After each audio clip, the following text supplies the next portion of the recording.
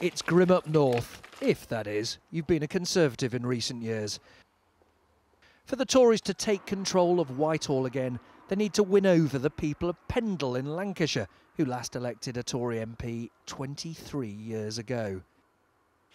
We brought the BBC ballot box to the country's biggest bed manufacturer for the next stage of our totally unscientific test of the public mood.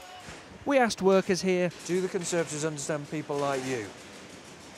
I don't think that Conservatives ever understand the working man. I think they all come from money background. I don't see Conservatives offering anything for me.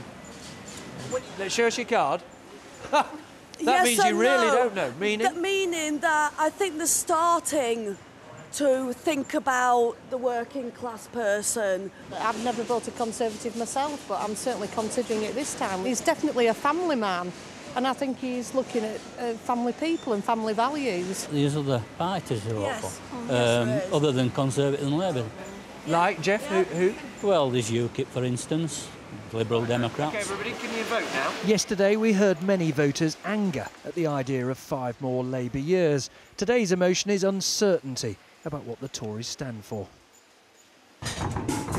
They need to woo some of the 1 in 7 voters here who are Asian.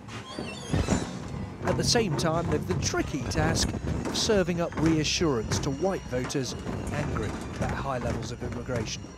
There's a special extra on the menu today. Time for a change, isn't it? Time for a change, mate, yeah. Labour have had their chance and I think Conservative let them in and see what they can do.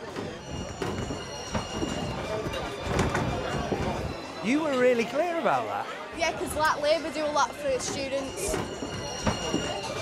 Voters here are far from clear what's on David Cameron's menu. There are certain things about him which, I like,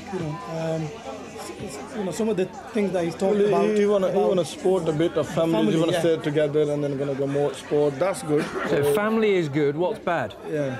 Well, there is nothing bad, we say nothing bad about it, but there's nothing much clear about him. They need to kind of come out and say, this is what we stand for. If we come into power, these are the things that we're going to focus on.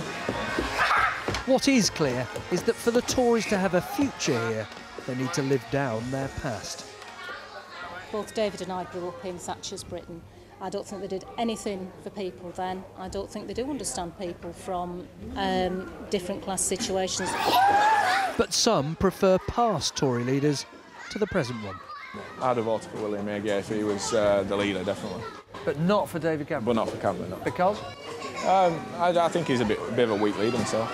The choice for many, though, is Cameron or Brown. Everyone's fed up of Labour, basically. So, me personally myself, I think people will vote Tories this year, and I think Tories will win.